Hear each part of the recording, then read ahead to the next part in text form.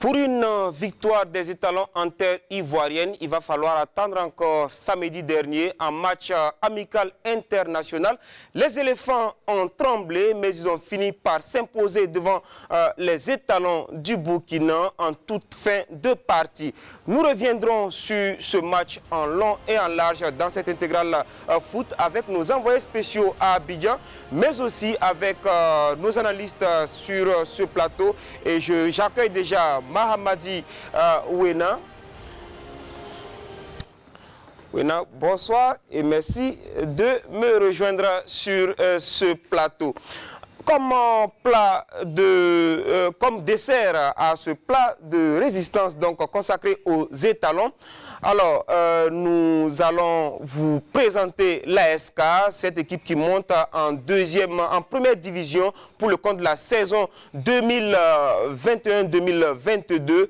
Mesdames et messieurs, amis sportifs, il est 21 h à Solhan où toutes nos pensées vont aux victimes de la barbarie de la nuit du vendredi au samedi et à toute la population de cette localité avec qui nous sommes solidaires. Mesdames et messieurs, installez-vous, Intégral Foot numéro 56. C'est parti après ceci.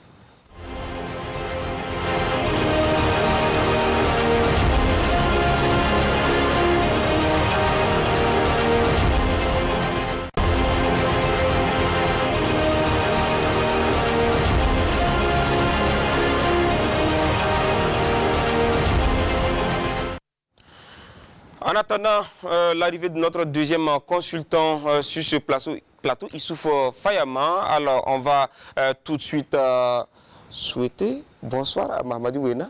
Bonsoir Jérôme. Voilà, vous avez suivi ce match sur ce plateau même avec vos consultants. Cela faisait 9 ans que le Burkina et la Côte d'Ivoire ne s'étaient plus retrouvés en senior. C'est dit que ce match Côte d'Ivoire-Burkina, malgré son caractère amical, était très attendu.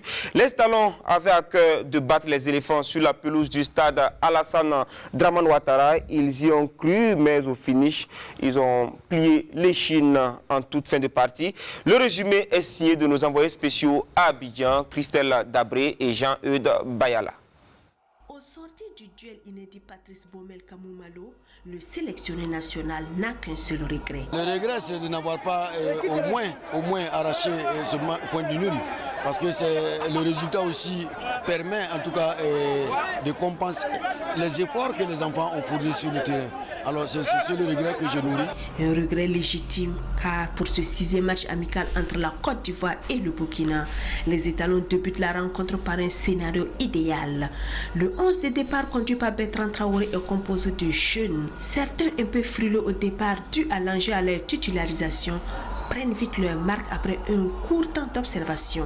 Mis en confiance, le Burkina pousse et sur une passe décisive de Edmond Tapsoba, Franck Lassina Traoré ouvre le score dès la 15e minute. Les supporters sont aux anges, le stade croit rêver.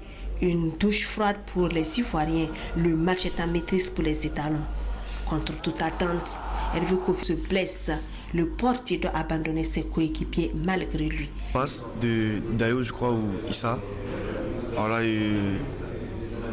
après le match, j'ai reçu pas mal de messages, comme quoi je pouvais jouer le ballon en une touche. Mais l'état du terrain aussi n'était pas trop top. Voilà, donc du coup, je voulais contrôler le ballon avant de dégager. Voilà, et j'ai voulu faire le contrôle. Et après le dégagement, il a marché sur ma cheville. Je crois que ça a un peu tourné. Quitter mes coéquipiers sur ce genre de match, ça fait très mal. Et j'avais très envie, comme je l'ai dit au début, j'avais très envie de jouer ce match parce que je savais que ça allait être un match très intéressant avec un bon rythme.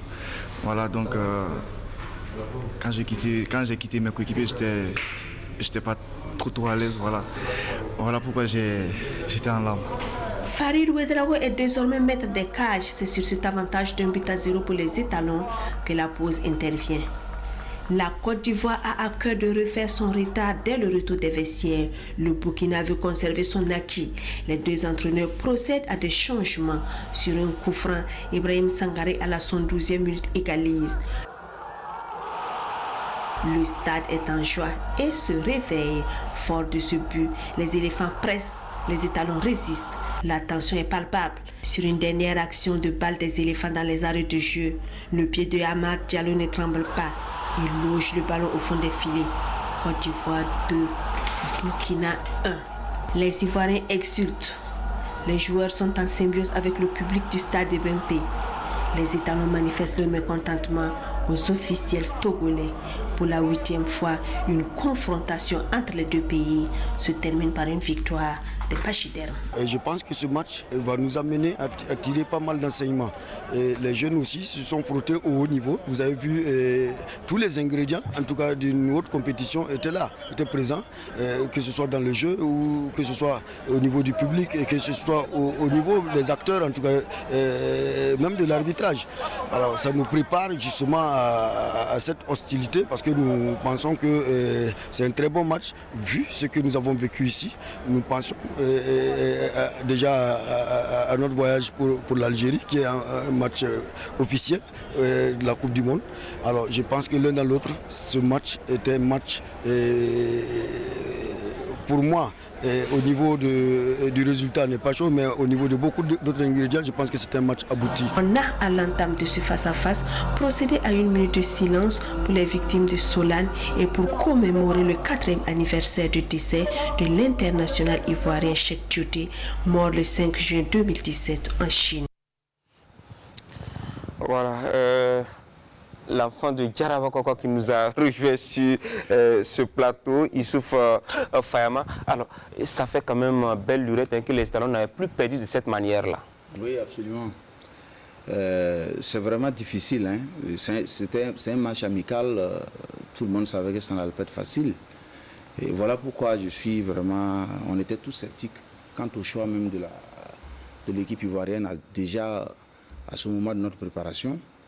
On se demandait qu'est-ce qu'on pourra vraiment apporter. Déjà que nous savons que si on perdait beaucoup, ça allait faire beaucoup plus mal au Burkinabé et c'est légitime. Donc, perdre même 2-1, vous avez vu déjà ce que ça fait. Imaginez-vous qu'on s'hasardait à changer profondément les choses dans le souci d'essayer quelques jeunes. Si ça ne donnait pas, ça allait être catastrophique. Donc déjà, 2-1, ça n'a pas été du goût de tout le monde.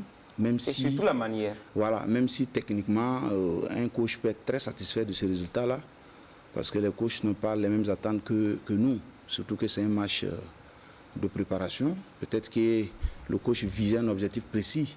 Voilà, on peut se dire que si c'est l'adversaire, on a eu l'adversaire qu'il nous fallait. Voilà, mais perdre un match sur les mêmes actions similaires, hein. Vous savez, c'est le deuxième poteau. On nous bat à la dernière minute où il fallait rester concentré juste pour finir le match. Ça peut faire beaucoup. Alors, Mamadi, on a beaucoup d'efforts et à la fin, à l'arrivée, la déception, les talents se seraient quand même bien accommodés d'un match nul. Oui, un match nul, on voyait quand même les étalons pouvoir revenir de la Côte d'Ivoire avec un match nul parce que les étalons nous ont habitués à mieux gérer les fins de match. Mais cette fois-ci, ce n'était pas le cas. C'est vrai qu'il y avait l'adversaire aussi, mais il y avait aussi de la nervosité, un peu de fatigue aussi dû à la pelouse. Les Ivoiriens ont pressé dans les 15 dernières minutes et c'était infernal. Il y a eu beaucoup de coups francs, beaucoup d'actions.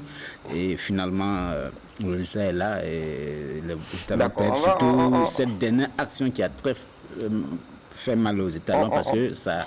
Après le but, il n'y avait plus de jeu, c'était fini. Pas de temps pour réagir. Alors, on va écouter la réaction de quelques étalons après cette désillusion. On commence par Soufiane Farid Ouedraogo qui s'exprime sur le deuxième but ivoirien particulièrement. Je ne voyais pas le ballon, ça c'est clair, mais il faut assumer, je n'ai pas le droit de prendre le but là.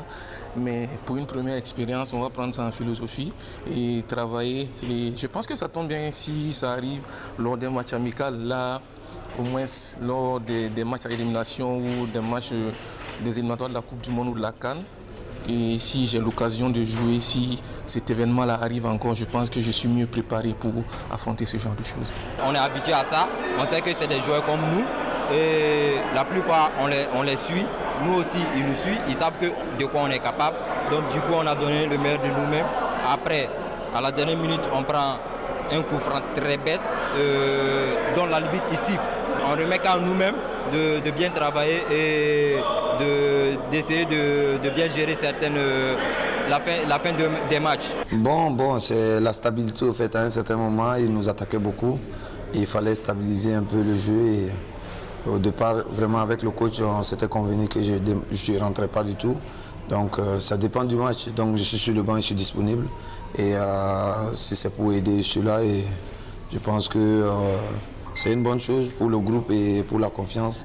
Et aujourd'hui, on n'a pas pu avoir la victoire, mais c'est un match test et pour nous tous, donc c'est une bonne chose. On va se remettre en cause, on va travailler et voilà.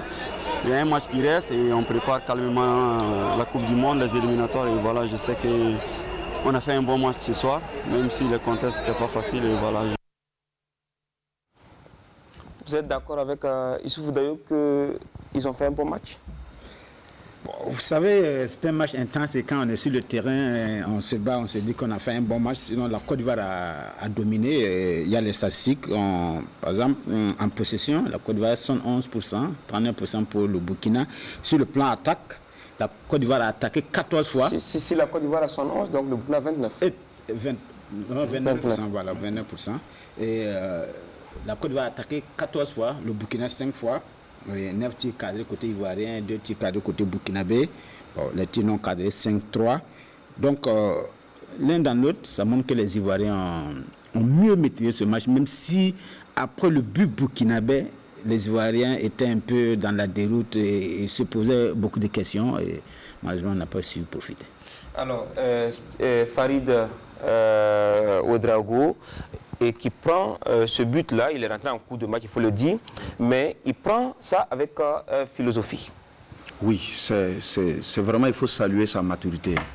Ça veut rentrer au cours d'un match pareil pour remplacer un Hervé Kofi qui faisait déjà des merveilles. Oui, on a vu ses claquettes. C'est pas du tout facile. Ouais, il faut dire que sur les centres, lorsqu'il y avait des transversales, Dayo était tout le temps en retard sur son vis-à-vis. Si vous avez remarqué, à la première mi-temps, on a eu une situation pareille. La claquette que Kofi était obligé de faire, c'était Dayo qui était allé sur le porteur. Il était arrivé en retard.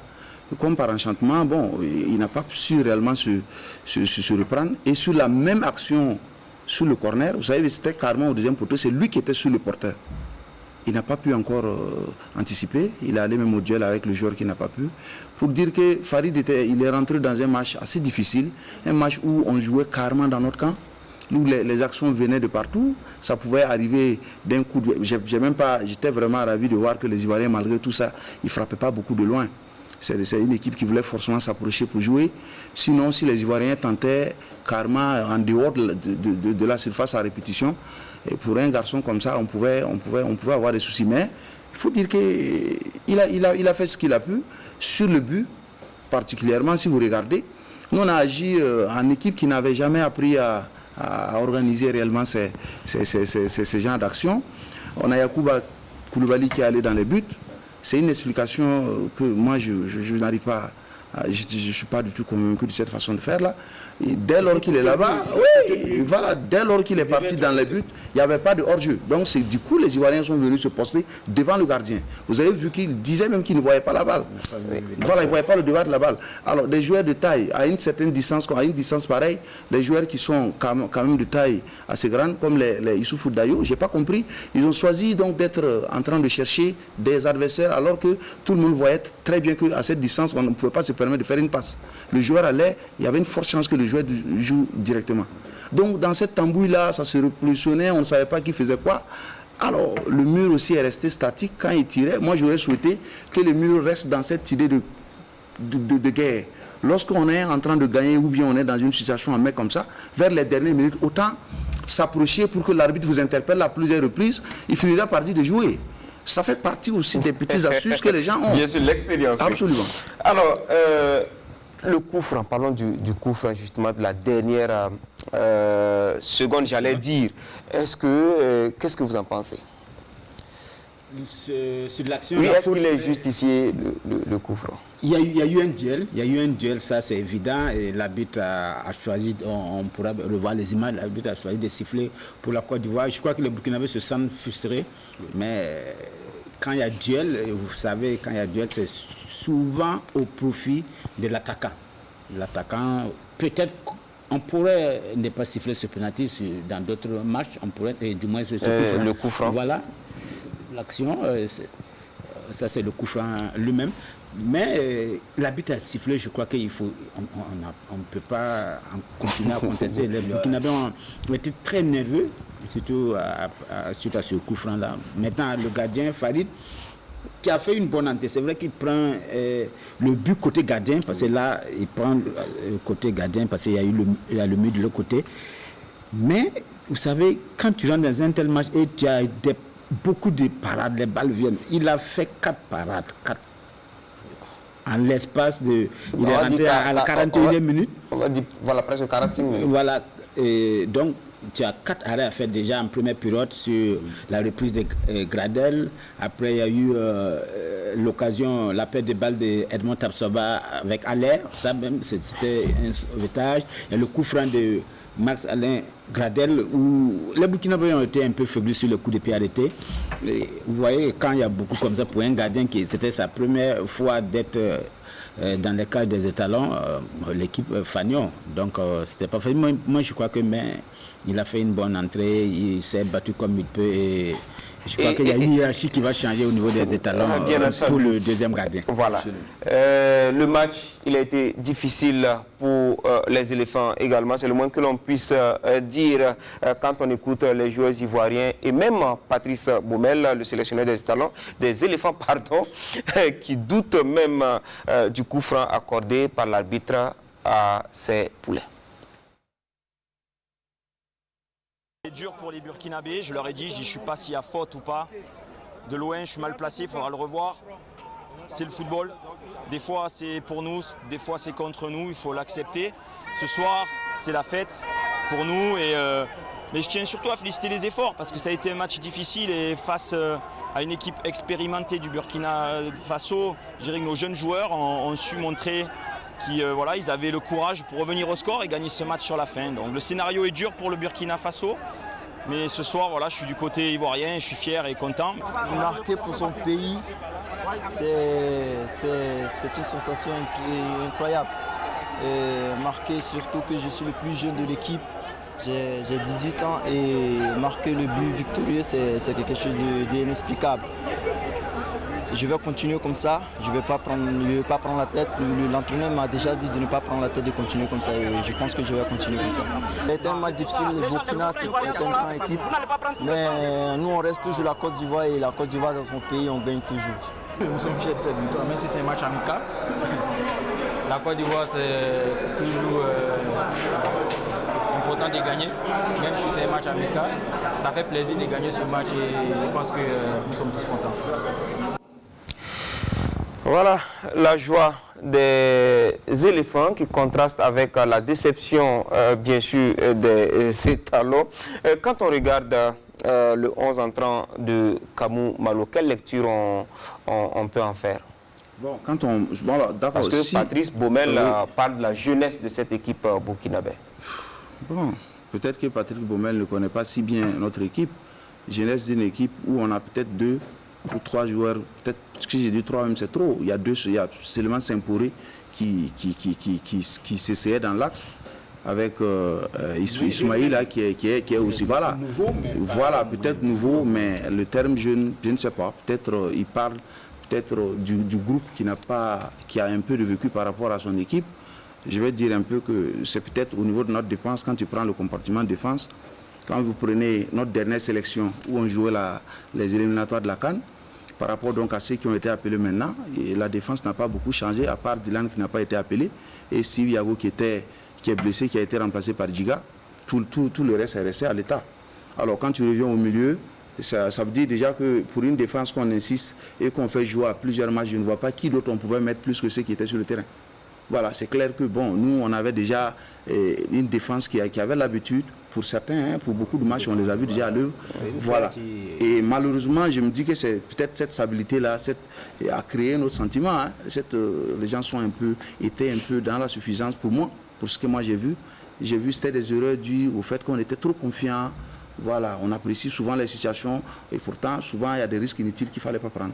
Voilà, il fallait jouer juste, être concentré et puis voilà, faire ce qu'on avait l'habitude de faire. La preuve, il y a eu cette glissade de Bertrand et aussi La perte de balle de Edmond Tapsoba dans la qui a failli, voilà. Mais quand tu viens au milieu, c'est quasiment le seul changement, un milieu expérimental. Justement. Avec 2-6 qui sont Ismaïla et puis Senkouré, qui ont été tout le temps. Voilà, Ismaïla et Senkouré, qui ont été alignés tout le match. Est-ce que c'était pas un peu osé? C'était très osé. Ça, il faut reconnaître que Kambou il a fait fort.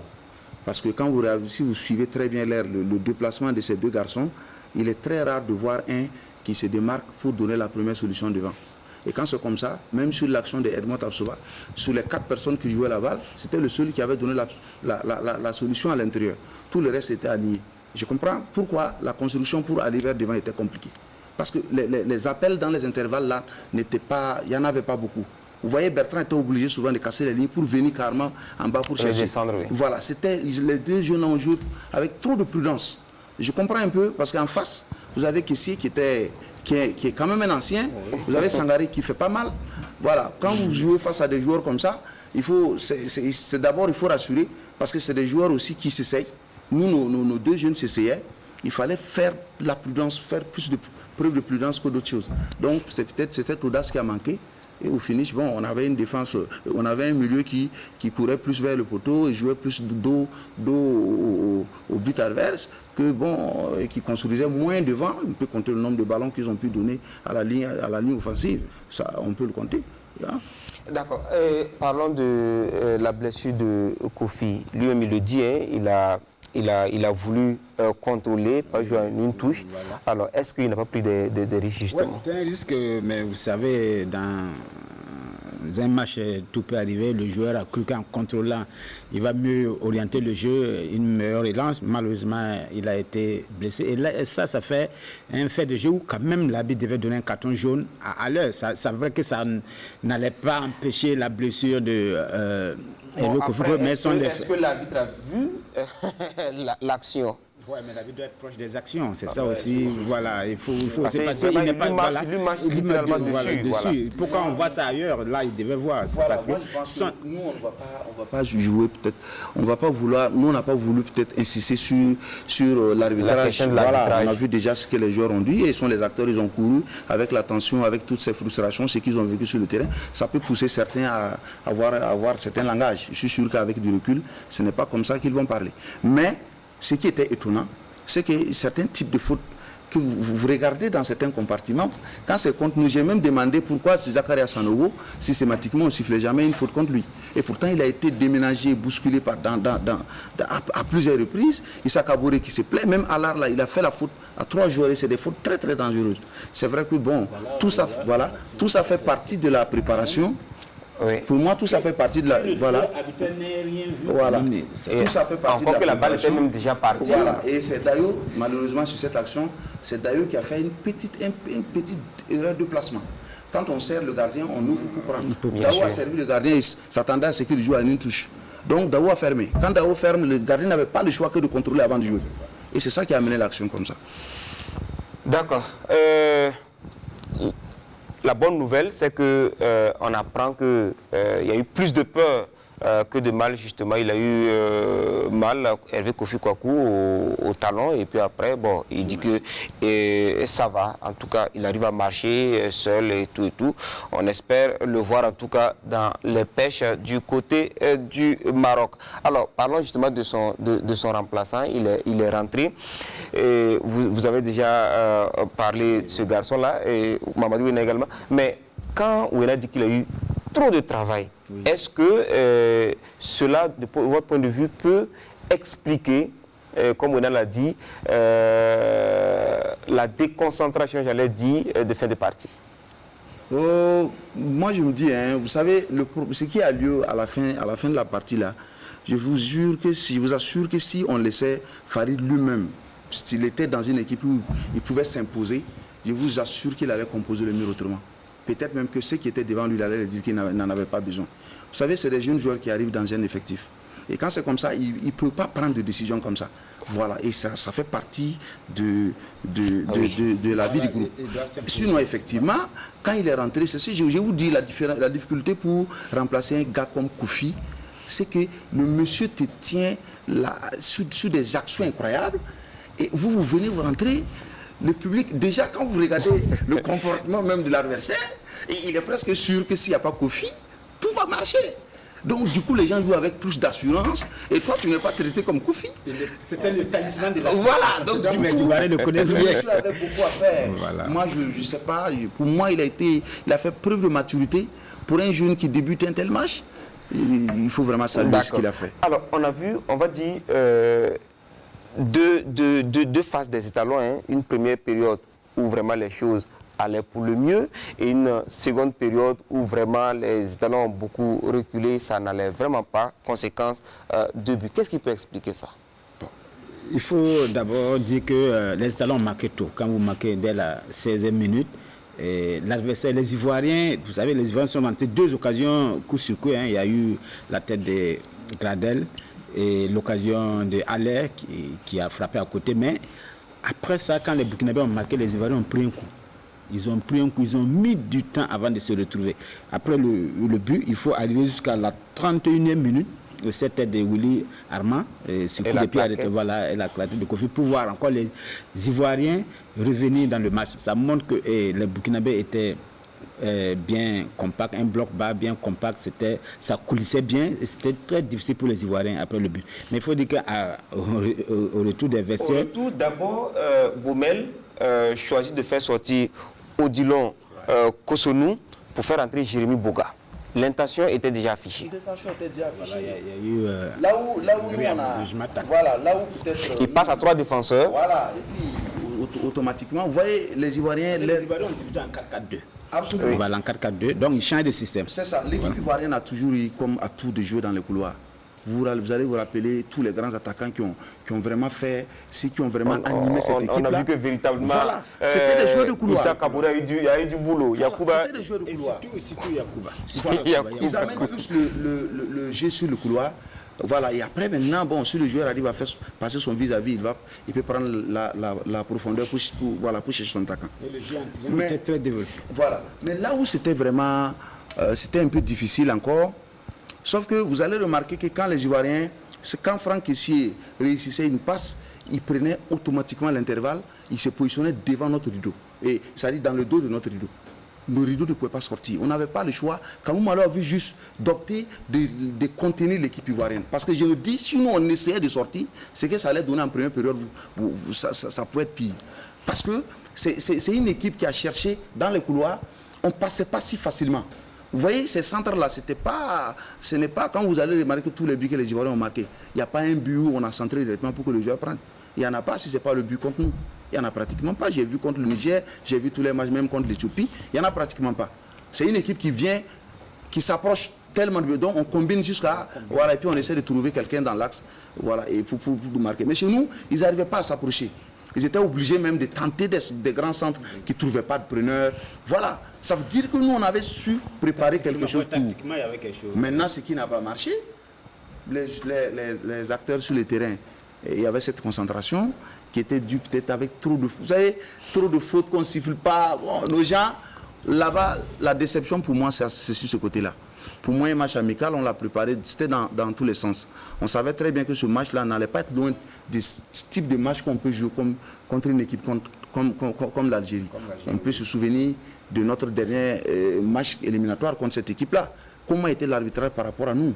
Si on n'a pas appris déjà, si on n'a pas appris de ça, et maintenant encore on se comporte de la sorte, c'est ça seulement qui est inquiétant. Sinon pour tout le reste, c'était comme ça l'objectif. Alors, Mamadou Wena, parlons des remplacements effectués par Kamou Malo. On sait que le premier c'était l'entrée de Farid à la place de Hervé blessé, mais voilà, le second intervient à la 65e minute. Voilà, Alain qui rentre à la place donc, de Hassan Bandé. Bon, les remplacements, il faut dire que finalement ça n'a pas apporté grand-chose, hein, parce que quand Alain rentre, on n'a pas vu le Alain d'avant qui peut stabiliser le jeu du Burkina et apporter quelque chose dans la construction du jeu. C'est vrai qu'il a essayé, même si le coup de pied arrêté, vous avez vu. Il a pris ses jambes, voilà. Et après le but, Charles rentre. Charles qui rentre à la 72e minute à la place de Semporé, on essaie de stabiliser, lui-même il nous dit, c'était convenu qu'il ne joue pas, bon, après il fallait stabiliser. Oui, peut-être c'est l'enjeu. À un moment donné, on s'est rendu compte qu'on pouvait tenir ce score-là. Voilà, si on le faisait rentrer, au moins même 1-1, c'était bon toujours pour le nul. Voilà, et pourtant, il fallait simplement rester dans le chemin, à mon avis. Je pense que le premier choix que Camou avait fait était extraordinaire. Pour moi, c'était bon. Il fallait insister, peut-être essayer d'autres jeunes joueurs. Vous avez vu quand on a fait rentrer Tapsoba. Voilà, les gens ont apprécié. À la 89e. Voilà. Souvent, c'est peut-être ça, surtout que j'ai... Oui, dès qu'il est rentré, il y a eu deux actions vraiment. Je suis satisfait de ce que Charles déclare que bon, il n'était pas prévu qu'il joue. Il n'en faisait pas un problème du tout. Et je suis sûr que si dans le schéma, il n'était pas prévu qu'Alain joue, là où on est aujourd'hui, je suis sûr qu'ils n'en feront pas un problème. Parce qu'aujourd'hui, ils ont quand même, c'est des gens, ce ne sont pas des jeunes enfants, c'est des gens qui ont atteint une certaine maturité. Ils ont un certain vécu dans l'équipe. Arriver à ce niveau-là, vouloir quand même permettre à ce que quand même certains jeunes se mettent à valeur, ça ne doit pas être un problème. Le discours d'avant-match était clair. Avant même que les salons de quittent Ouagadougou, on avait dit que cette fois-ci, on va donner la chance aux jeunes. Mais on n'est pas allé. Bon, c'est vrai que le scénario du match, vous voyez, Burkina, c'est un match amical sans être vraiment amical parce que l'enjeu se fait battre à Abidjan devant surtout le Burkinabé. Il y avait aussi le contexte de Solran. On ne voulait pas une défaite parce que les Burkinabés étaient déjà meurtris. Les joueurs, on ne voulait pas d'une défaite, malheureusement, c'est arrivé. Et tous les deux buts viennent sur. Il va même avoir un troisième but. Puis juste après le premier but. On a eu carrément des soucis sur le coup de pied arrêté. Ça, il faut travailler. Il faut travailler là-dessus parce que c'était la faille. La faille, que ce soit la toute première occasion, deuxième, oui, voilà, Boli, c'était sur coup de pied, un corner. Mais en seconde période, c'est surtout les coups francs. 4 coups francs ivoiriens cadrés. Il y avait des soucis. Le premier coup franc, c'était Gradel. Là, il a tiré Farid, a eu en 2 temps, il a réussi à se repousser. Mais les autres, il y a d'abord eu l'égalisation. Oui. Ça, vous voyez, esselé. Sangaré était esselé. Et juste 112e minute, et juste 4 minutes après, les Ivoiriens ont un coup franc sur le même côté gauche de la défense burkinabé. Et même scénario, n'eût été la parade de Farid qui est sorti. Cette fois-ci, il est sorti. Il a réussi à arrêter la balle. Et le but. Deuxième but, c'est toujours sur coup de pied arrêté. On a eu du mal sur le coup de pied arrêté. C'est vrai que quand vous savez, les équipes expérimentées, la Côte d'Ivoire, vous voyez les joueurs, les compartiments sont des joueurs qui jouent au haut niveau, tous. Et vous voyez quand on laisse des Serge Aurier et autres sur le banc, c'est Rédier, vous voyez. Mais il y avait de la qualité. Et c'est surtout sur le coup de pied arrêté que les grandes équipes arrivent à s'en sortir. Vous voyez, ils peuvent ne pas être bons dans le jeu ou bien avoir des difficultés dans le jeu, mais ne les offrent pas des coups de pied arrêtés à l'entrée de la surface parce que là, ça peut cacher. D'accord. Et là, on voit l'action du but. Donc, les deux buts, d'ailleurs, merci en tout cas la réalisation. Et vous le soulignez tantôt, les remplacements n'ont pas forcément porté les fruits escomptés. En tout cas, des confrères interrogés par nos envoyés spéciaux à Abidjan pensent que Charles et Alain n'ont pas apporté grand-chose. On les écoute.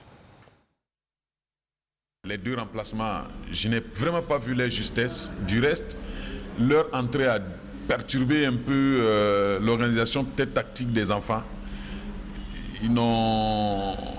Leur rapport, je n'ai vraiment pas vu ce qu'ils ont apporté au match. C'est pour dire qu'ils n'avaient vraiment pas leur place. Je n'ai pas trop aimé aussi la nervosité de notre... non seulement la nervosité des joueurs et du staff technique, parce que plus on est nerveux, plus on n'arrive pas à prendre les bonnes décisions.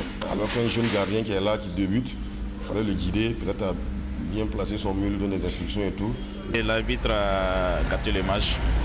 Et dès le coup de sifflet, il y a eu des fautes que l'arbitre en faveur des étalons que l'arbitre a ignoré, que déjà on a vu que le ballon allait mal se passer. Il fallait jouer ce match pour pouvoir apprécier les qualités et les compétences de nos joueurs. Donc je ne dirais pas que j'ai du regret, mais seulement il faut que les acteurs là aient la patience et accepter d'accompagner Kamou Malo dans ce soir. Parce que hier, bon, qu'on le veuille ou pas, il faut le louer, il faut accepter qu'il a eu de l'audace, il a eu du courage en faisant ce choix-là. Il ne devait pas mettre les stars, il devait laisser. Il devait laisser, il ne devait pas faire de remplacement. C'est le remplacement qui nous a tués. C'est tout. Parce que les deux remplacements là, si vous les voyez sur les chaînes, nous avons suivi ça. C'est sur la scène là, c'est les deux remplacements qui nous ont tués. Vous voyez que les jeunes méritaient le milieu. La Côte d'Ivoire ne pouvait pas arriver. Parce que la défense est solide, le milieu était solide. Et on avait un attaquant farouche, que tout le monde a besoin d'avoir cet attaquant là. Et la Côte d'Ivoire avait peur. Appréciation de supporters.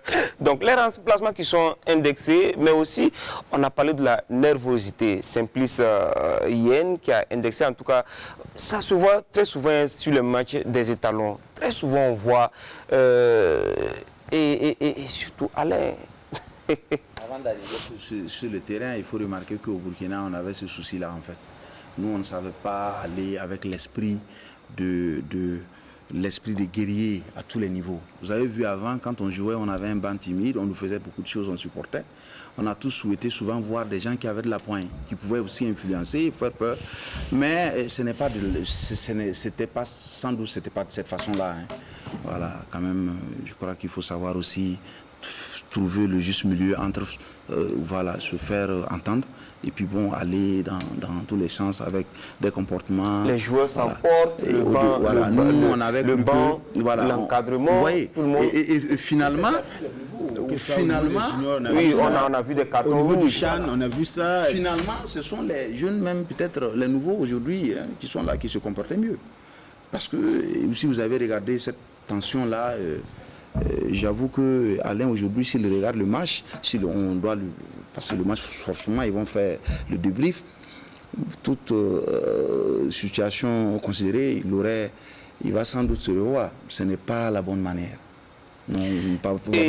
Justement, Alain, ceux qui ont vu le match en entier ont vu Alain souvent dans un rôle de, je ne sais pas, en tout cas, de plus proche de vous savez, on peut se rappeler plusieurs situations. Hein. Cristiano, c'est vrai, il n'est pas Cristiano Ronaldo. Cristiano Ronaldo sort contre le Portugal, il coche à côté. La récente finale, Chelsea contre Manchester City. Et le défenseur central se fait blesser. Je vais parler du Brésilien. Il sort dehors. Voilà, il donne la voix. C'est des comportements qui peuvent ne pas beaucoup déranger. À moins que nous-mêmes, déjà, ce que nous savons de l'homme, on sait souvent que, bon, tellement il veut bien faire, que, bon, il va dans tous les sens. Et quand il s'emporte, ce n'est plus le... Non, normalement, ça ne doit pas déranger, comme Fayama le dit, mais pour un joueur qui doit rentrer en jeu, c'est souvent pas évident. Parce que les cas dont on a pris sont des joueurs blessés, des joueurs qui n'allaient plus jouer. Voilà, mais un joueur qui est susceptible de rentrer dans le banc, sur le terrain, il faut rester plutôt concentré sur le match. Parce que là, ça nous sort de... Voilà. Pour ce que Charles a dit, je ne serais pas surpris que Alain peut-être nous dit que dans le schéma, il n'était pas prévu qu'il rentre. C'est pourquoi j'ai dit... Est-ce qu'on ne voulait pas participer à cette victoire des étalons inter-ivoiriens? Pour Alain, je ne suis pas dans le secret des dieux, mais ce que je peux peut-être dire, hein, l'observation que moi je peux faire de ça, c'est qu'il est clair que... Et souvent, la tension vient du banc. Vous voyez? Et nous, on a deux personnes qui sont réellement... C'est des gens, ma foi, qui s'affirment. Hein. Voilà, et que tu prends le coach Malo, tu prends Firmin Sanou, c'est pas le quatrième arbitre qui viendra dire que c'est des garçons qui des garçons de cœur. Voilà, et souvent aussi, cela peut être dû au fait que l'arbitrage est décrié. Même si vous avez suivi le match Zambie contre Algérie, l'Algérie même a fait tout un dossier à la CAF pour se plaindre de l'arbitrage. Pour dire que ce n'est pas parce que nous on en parle, pas parce qu'on a perdu que dire que l'arbitrage n'a pas été bon et mal le dire. Mais il faut dire que l'arbitrage, ça peut être bon pour toi. Parce que bon, l'autre équipe se plaint que l'arbitrage n'a pas été juste. Aujourd'hui, ça n'a pas été bon. Heureusement que c'est dans la phase de préparation. Il faut prendre tous ces éléments en compte dans la préparation.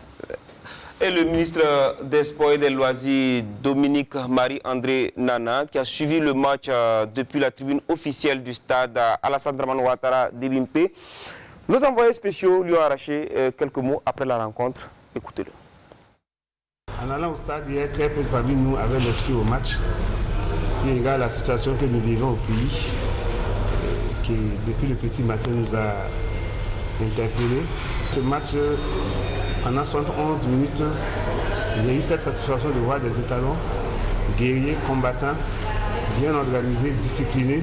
Il y a eu malheureusement aussi les 20 dernières minutes qui appartenaient aux techniciens d'apprécier, d'analyser, où on a été moins à l'aise, et l'équipe s'est désunie. Et avec deux faits de jeu, les balles arrêtées sur lesquelles nous prenons des buts. Nous sommes dans une phase de préparation. Le plus important, c'est de préparer ce qui va se passer en septembre et pour les éliminatoires de la Coupe du Monde. Voilà, ça c'est le plus important, en tout cas la compétition. On a vu, on a parlé de cette jeunesse-là. Est-ce que l'intégration que Kamou est en train de faire est justement prometteuse pour le plus important, selon le ministre des Sports et des Loisirs? Oui, moi j'ai aimé vraiment la production du milieu de terrain, même si elle était, du moins le duo était un duo expérimental, parce que il faut forcément qu'on prépare la relève, parce qu'on ne peut pas toujours compter sur des joueurs qui ont plus de 30 ans. Quand ils vont arrêter, qu'est-ce qu'on fait? Il y a Ismaïla Ouedraogo, il y a Serou Sempori. Il faut trouver encore d'autres jeunes. Parce que vous avez vu, sur le banc, au milieu du terrain, malheureusement, dans la récupération, il y avait le jeune Sangaré, oui, qui n'était pas sur la feuille de match. Voir à l'œuvre, mais le contexte du match était un peu difficile. Je crois que moi, le milieu de terrain est le chantier et je ne suis pas à 100% satisfait vu le contexte du match, mais je pense que cette association-là, si on continue à la travailler, peut nous donner des lauréats. Ça peut nous valoir de la satisfaction? Non, oui, peut-être que c'est le temps matériel qu'on n'aura plus pour essayer d'autres personnes. Vous voyez, à part peut-être le match contre le Maroc, vous allez jouer quel autre match de sitôt? Moi, je ne vois pas. Peut-être qu'on aura une autre chance qu'on va essayer d'autres personnes. Pourtant, il y a un autre aspect que moi, je pense qui ne nous a pas beaucoup aidé. Vous avez vu que le choix de la Côte d'Ivoire, et apparemment, c'est les Ivoiriens qui ont décidé de jouer le Burkina, parce que bon, ils ont un Malawi qui est dans leur équipe, qui avait déjà joué. Et pourtant, j'ai fait semblant, je suis allé regarder un peu du côté de l'Algérie. L'Algérie joue d'abord la Mauritanie, l'équipe qui nous a empêché de nous qualifier pour la CAN. Ensuite, l'Algérie joue le Mali, qui est notre pays voisin, où il y a une similitude sur le plan du jeu, sur le plan du comportement. Ensuite, les derniers matchs, ça sera contre la Tunisie, où c'est quand même une similitude, où l'opposition est un peu de taille. Où voilà, forcément, vous allez même voir qu'il ne va plus faire jouer une équipe B. C'est l'équipe A qui va faire jouer. Déjà, même contre le Mali, il n'a pas essayé. C'était l'équipe type. Parce qu'on n'aura pas le temps d'essayer l'équipe type. Bon, alors, si nous, on allait choisir, peut-être qu'on allait prendre la RDC, la Zambie, la Mozambique, ou voilà, des équipes qui ont pu tenir tête à cette équipe algérienne-là. Parce que c'est vrai que je ne minimise pas Djibouti ni le Niger. Mais si aujourd'hui l'Algérie se prépare, l'Algérie a un point de mire le Burkina, parce que c'est l'équipe. L'adversaire direct. Donc, si nous aussi, peut-être qu'on n'avait pas, si on s'inscrivait dans cette logique, on allait peut-être entrevoir la préparation autrement pour avoir un temps où on va essayer. Un autre temps où maintenant on n'est plus dans les essais, on serait sûr d'avoir quand même un noyau. C'est ce noyau-là qui devait disputer le reste des matchs. Alors, très rapidement, on a deux gros morceaux, la Côte d'Ivoire, et je ne pense pas que l'équipe voudrait d'une seconde défaite. Vous savez, les matchs amicaux aussi, il n'y a que quand il y a des défaites qui s'accumulent, ça sème le doute. Ça sème le doute, c'est ça le problème. Alors, le temps est en train de couler. Oui. Il y a eu des forces, des faiblesses dans cette équipe-là. Pour vous, qui est l'homme du match côté étalon? Côté étalon, l'homme du match. Moi, je vais mettre malgré tout Issa Kaboré. Issa Kaboré. Ouais. Parce que je vois que la force de cette équipe, ce sont les couloirs. pouvoir tenir des joueurs. Et puis il y a un autre aspect qu'on n'a pas dit. Camara qui a souffert. Camara qui a souffert, voilà. Et puis il y a Amad qui dit qu'il est à 18 ans, il est entré. Bon, peut-être c'est mieux de le rappeler que Bertrand a intégré l'équipe à 17 ans. À 17 ans, Bertrand était à l'équipe A. Donc pour dire que bon, c'est aussi bien, mais l'aspect extraordinaire, nous, peut-être à un autre niveau, parce que nous, on avait déjà habitué, on a l'habitude de voir des jeunes joueurs intégrés à l'équipe A. Et vous donnerez qui? Moi, je choisirais Ismaïla Ouedraogo, parce que c'est vrai que cette fois-ci, le schéma ne lui a pas permis de monter, parce que quand il est en relayeur, il se libère plus.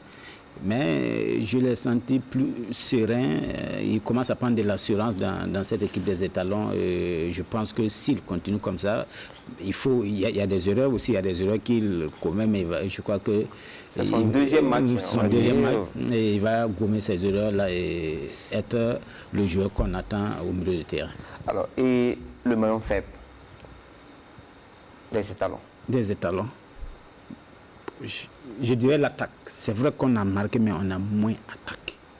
Dans ce match, les étalons ont moins attaqué parce que je crois que dans le scénario du match, quand on joue bloc bas, c'est de faire des attaques placées et non balancer les balles. Donc on a beaucoup balancé et c'était compliqué. Alors, le maillon faible? Moi, sur 90 minutes, peut-être qu'on n'a pas... On n'a pas regardé les mêmes choses, les choses de la même manière, on n'avait pas les mêmes attentes. Mais moi, j'étais un peu pas trop satisfait de Dayo. Parce que voilà, Dayo, vous avez vu, Dayo a surjoué. Il était au-dessus, c'est comme on dit, un chanteur chante au-dessus de la note. Il fallait rester juste dans le match. Vous savez, c'était des duels inutiles souvent. Et il a perdu sa concentration. J'ai remarqué toutefois, chaque fois qu'il partait dans le duel, on sait très bien qu'Hermon n'est pas très fort de la tête. Dayo, c'était celui qui rassurait de la tête. Malheureusement, la dernière fois, ça n'a pas été trop ça. Je sais que lui-même, il va le reconnaître quand il va regarder les matchs. Alors, les étalons ont manifesté leur solidarité avec Solhan et ses habitants victimes d'une barbarie inqualifiable dans la nuit du vendredi 4 au samedi 5 jours de match. Ils ont non seulement joué avec brassard noir comme vous avez pu le constater, mais ils ont apporté un soutien financier à hauteur de 16 millions pour venir en aide à Solhan. Les étalons solidaires des victimes de Solane. Au lendemain de l'opposition Côte d'Ivoire-Burkina, les étalons, lors de la visite du ministre des Sports, ont décidé de contribuer à la prise en charge des blessés et survivants de l'attaque meurtrière. Les joueurs sont très sensibles à la situation qui se passe à Solane.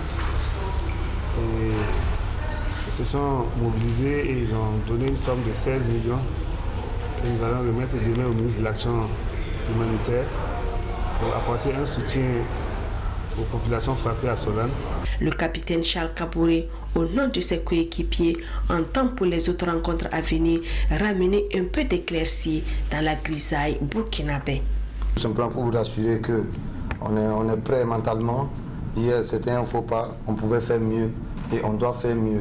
Et on le sait. Et chacun a tiré ses leçons de ce match. Le ministre Dominique Nana a rappelé aux joueurs que si les forces armées sont sur le front de la guerre, les étalons sont sur celui sportif pour apaiser les cœurs. Avant de prendre congé du 11 national, les deux parties ont avant tout propos observé une minute de silence. Voilà, une minute de silence à la mémoire des victimes donc de Solhan. Les étalons se sont envolés aujourd'hui même pour le Maroc où ils doivent livrer le deuxième match de préparation contre les Lions le 12 juin, c'est à Rabat. Alors, qu'est-ce qu'il faut chercher dans ce deuxième match-là? Dans ce deuxième match, il faut continuer à essayer des schémas, essayer de nouveaux joueurs. Malheureusement, c'est comme je l'ai dit tantôt, est-ce que le coach va accepter prendre un risque? Bon, en essayant de nouveaux joueurs, ce n'est pas forcément qu'on va perdre, mais prendre le risque d'une deuxième défaite, c'est ça la question. Mais je crois qu'il faut y aller. C'est le Maroc, les Lions de la Terre, c'est une autre grande nation. Là-bas, ça va être plus technique et je crois que côté pelouse aussi, on va avoir une belle pelouse pour pouvoir s'exprimer. Qu'est-ce que Camou doit faire? Si Camou regarde déjà ce qui n'a pas marché, il peut déjà lui-même prendre la décision la décision qui convient, parce qu'effectivement la transmission attaque et milieu attaque était quasi inexistant. Et puis aussi les sorties de balles, il faut pas se leurrer. Hein. On ne peut pas demander à un milieu, à un dépositaire technique de l'équipe de descendre tout le temps en bas de la ligne défensive pour chercher les ballons. Et je n'ai pas compris pourquoi on était venu à jouer comme ça. Il y a ça. Et puis il y a aussi que, il faut se dire aujourd'hui, hein, les latéraux doivent faire plus que ce que nous avons vu. Si on monte, c'est vrai. Il faut une complicité avec le milieu pour se donner cette aisance-là pour monter. Mais si on monte, il faut assurer les passes. Oui, on a vu Yacouba, je n'avais pas voulu parler parce que ce serait comme si on tire à boulet rouge sur le même monsieur. Pourtant, on voit son apport défensif. Sauf que les attentes aujourd'hui, ce n'est pas seulement là-bas. On veut vraiment que Yacouba travaille un peu l'offensif. Quand il arrive à dépasser les lignes, surtout la ligne médiane, il n'a qu'à savoir qu'il est devenu comme un milieu. Il faut savoir réussir les passes. Voilà, Camou doit peut-être travailler en tenant compte de ces éléments-là. Alors, les éliminatoires de la CAN Qatar 2022 qui commencent en septembre. Le Burkina est dans le groupe A avec l'Algérie, le Niger et Djibouti. L'Algérie a lié une série record de 26 matchs sans défaite en battant le Mali 1-0 hier dimanche. En premier match amical, les Fennecs avaient dominé les Mourabitouns de Mauritanie 4-1 et ils affrontent la Tunisie pour terminer le 11 juin prochain. Djibouti joue la Mauritanie le 17 juin. Le Niger a joué le Togo et s'apprête à affronter le Syrie national de Guinée le 11 juin. Alors, c'est le deuxième tour, il faut le dire, c'est le meilleur, il y a 10 groupes. 10 groupes. Voilà, il faut sortir premier pour pouvoir aller au troisième tour. Voilà. Initialement prévu pour le 25 juin, le tirage au sort de la CAN est reporté sur demande de la CAF pour des raisons de logistique liées au Covid-19.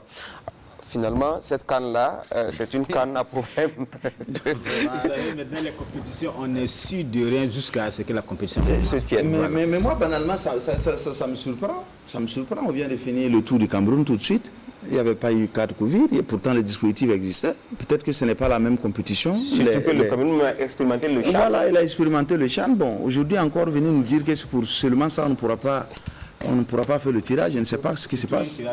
Voilà. Et sinon, quand même, vous savez, vu le tour, le cyclisme, ce n'est pas sur une seule ville. C'est 8 étapes, c'est plusieurs villes qu'on traverse.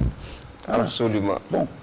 Et on termine cette intégrale foot avec du football domestique. C'est dans votre rubrique Face au foot.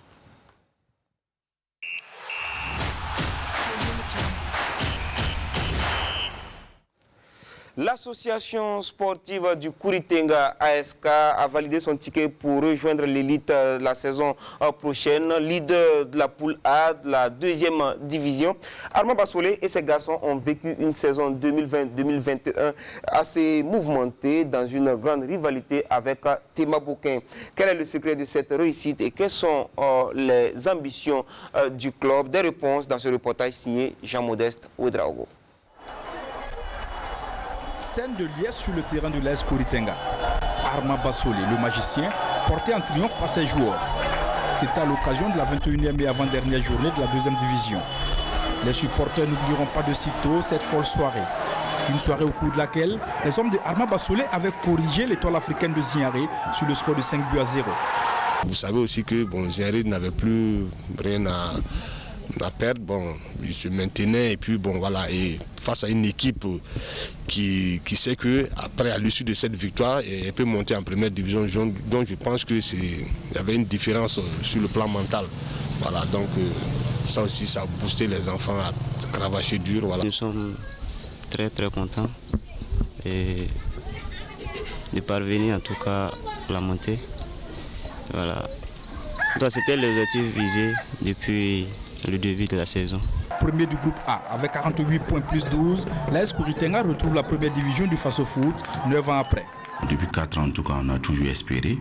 Et on a eu Salif Sanou qui a dirigé le club pendant 2 ans, l'entraîneur.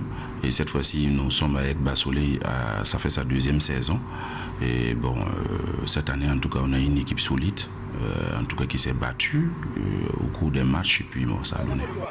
Abdoulaye Souré, le capitaine, 8 buts, et Télésphore Sommet, cette réalisation sont les principaux atouts de l'AS Kouritenga. L'équipe est composée de joueurs d'expérience avec un entraîneur spécialiste des montées. C'est une grâce de Dieu. Voilà, donc en 2010-2011, je suis parvenu à faire monter Lucerne en première division. De 2013-2014, je suis parvenu à faire monter l'AGEB de la 2-3 en 2-2. Et 2014-2015, la même équipe AGEB, je suis parvenu à les faire monter en première division. Et en 2018-2019, l'AS Douane et 2020-2021, AS Cadre. Et pour célébrer cette remontée, l'équipe effectue une parade dans la ville de Kupela. Trophée de champion de la 2e division entre les mains, les joueurs savourent cet instant de bonheur. Sourire aux lèvres, ils vont également pocher une prime de 500 000 francs CFA. Il va de soi qu'il y avait une prime de montée qui était prévue. Les joueurs sont rentrés en possession de leur prime. Bon, je ne peux pas rentrer dans les détails, mais bon, en tout cas, bon, ils ont eu les primes de montée. Au lendemain de l'euphorie de la fête, la ville de Kupela reprend son cours normal. La fièvre est retombée, les dirigeants, les joueurs et l'entraîneur reviennent à la réalité. Assis dans leur QG, sous un hangar de fortune, les quelques joueurs encore présents à Kupela, malgré la fin du championnat, prennent du thé. Et la question que tous se posent déjà, c'est comment se maintenir en première division. Il nous faut beaucoup de choses. Voilà, donc d'abord, mais je pense que nous allons mettre d'abord l'accent sur le recrutement, voilà, chercher voies et moyens et à renforcer cette équipe. Voilà, donc je pense que côté dirigeant, je pense qu'il n'y a pas de souci majeur parce que tout le monde parle le même langage. Il faut que les clubs cherchent en tout cas et beaucoup de renforts pour en tout cas soutenir l'équipe. L'arrivée d'éventuels renforts passe par une augmentation substantielle du budget. Si on pouvait évoluer avec 40 millions par exemple en D2, en première il faut aller à 80 millions parce qu'il faut doubler le salaire des enfants. Pourtant, cette saison a été assez difficile sur le plan financier, ce qui explique les soirées de collecte de fonds initiées par les dirigeants du club afin de soulager les caisses. Et le chef du Kouritenga, passionné de football, est l'un des artisans de la montée du club et le principal soutien. Au cours de la première soirée à Kupela, plus de 10 millions de francs CFA ont été mobilisés. Une belle moisson pour le chef que nous avons rencontré dans sa ferme, à une quinzaine de kilomètres de Kupela, loin des nuisances sonores de la ville. Les enfants ont eu l'idée d'organiser une soirée pour récolter des fonds. Et j'ai été choisi pour être le parrain. Cela a permis de récolter des fonds pour soutenir le club. Avec lui, la question du stade de Kupela a été évoquée. La surface de jeu est nue et n'est pas appropriée pour la première division. Ainsi donc, l'AS Kouritenga pourrait jouer ses matchs à Tinkorgo. Ça sera un coup dur pour le club et ses supporters. Parce que quoi qu'il advienne, nous sommes un jeune club qui vient de monter en première division. S'il faut dire à nos supporters de se déplacer, il n'y a pas de souci. Mais nous préférons vraiment rester à Kupela pour nos matchs. Nous allons voir nos autorités, notamment le chef de Kouritenga, afin qu'on puisse avoir notre gazon synthétique. Même si on peut avoir les moyens pour mobiliser des bus, tout le monde ne peut pas aller à Tinkodougou. C'est pourquoi nous demandons de l'aide pour le gazon synthétique.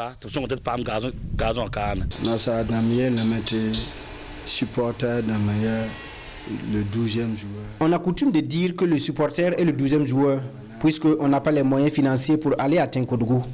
Si on pouvait avoir notre propre gazon synthétique, cela pouvait nous faire du bien et développer le football. Gazon synthétique